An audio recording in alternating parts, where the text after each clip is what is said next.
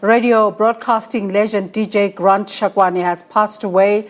According to a tweet by Broadcaster Tim Modise, the charismatic Shakoane had been ill for a while. The DJ, famous for the Shubaba-Do, cliche, was part of the Metro FM family for many years now. Let's get reaction. We're hoping to get reaction from the family, but for now we're joined via Zoom by Koos Radebe.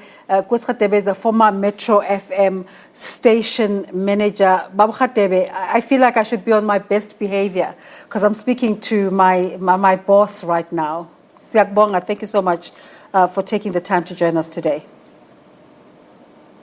Thank you very much, Desiree, and good morning to you and your viewers. We're talking at a time when we're talking about loss, and it seems to be so prevalent these days. Just remind us of Grant Shakoane. When did you hear the news? How did you hear the news? Have you reached out to his family?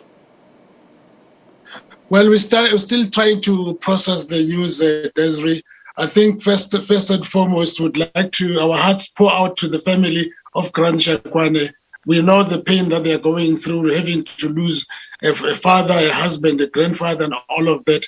And we, as the former Metro family, we really are very, very saddened by his passing on. But we understand that he has actually been ill for quite a while, and may his soul rest in peace. Grant Shakoane was indeed a gentle giant, like he used to call himself, a gentle giant. And he actually revolutionized the radio during the early days. He actually made it personalized it in the sense that he used idioms and concepts that were never used on radio before, but he actually brought them in and they became part of his image and all of that on Metro. We really have lost a very, very special somebody who was also a role model to so many young guys, at Metro at those days, because you'll remember that quite a lot of young fellows were recruited to work at Metro, and Grant was always there to actually provide guidance. Even to me, as his manager, I relied on him a lot to get guidance insofar as how to actually manage things, around myself and around the station. He came from a background of advertising, and nobody expected, or he also didn't expect himself to be a broadcaster all of a sudden, but we actually saw the talent, because in terms of his voice, his voices on commercials, he had that voice that actually, compelled you to actually give him a slot and say, I want to try you, Grant. And we tried him, and he did marvelously. And we really are very, very saddened by his passing on.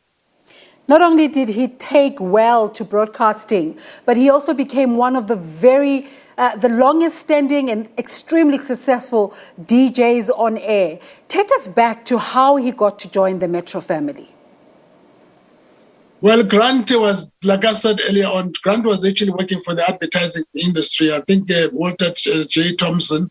And the next thing, he used to come to the SABC to actually record voiceovers, with DJs and other, artists that they actually recruited from outside. And then because I knew his voice and I knew his capability, and also the fact that he had a good command of the language, and I just felt one day, Grant, come audition for a slot on Metro. And it was so easy for him. He came through and he auditioned, and eventually we actually gave him the slot. But because he had a full-time job, we decided, okay, Grant, you will work only during the weekends. As a station manager, you had the privilege of seeing the numbers come through. These days, we talk about influencers and ratings, and Grant was able to bring ratings during his time. Tell us about that side, the business side of his work, and how he was able to succeed in this regard. Well, the important thing is that Grant came, as I said earlier on, from the advertising industry. So he had a way of actually appealing to advertisers in so many different ways, and also to appeal to the viewers and the listeners of the station. It was an easy thing to him. Like I said, he simplified radio.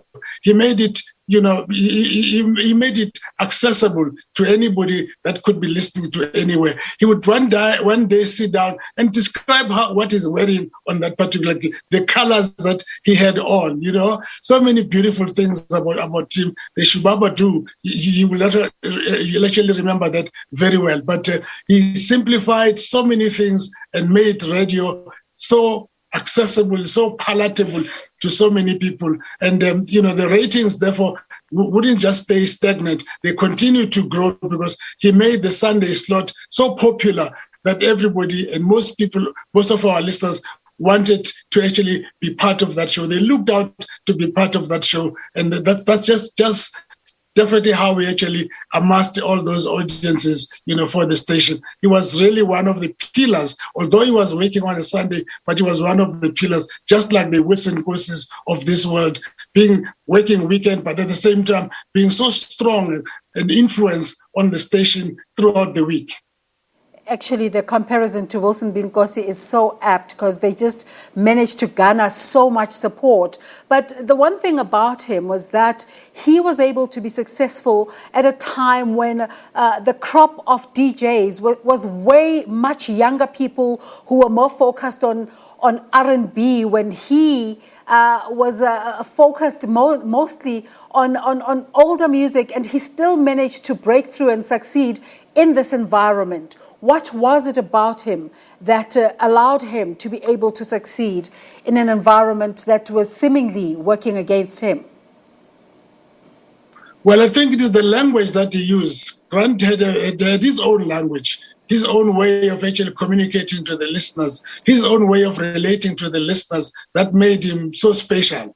And the listeners really enjoyed his broadcasts, and the numbers, kept on increasing. We used to, during those days, we still had some postcards to be sent through, but even the phone line would always be busy when Grant Shakoane is on the station. He's actually one of the pillars that we've actually enjoyed on the station, but he linked very well with other colleagues on the station. Grant was that type of a person who was very sociable. Even to his colleague, he never had a hesitation to respect a younger colleague on the station, and they also at the same time reciprocated that type of respect to him, and also respecting his listeners. That was very important for him, and that actually assisted him in actually attracting so many listeners on a Sunday afternoon. Everybody looked out for that show just to listen and to be part of Grant Shakoane.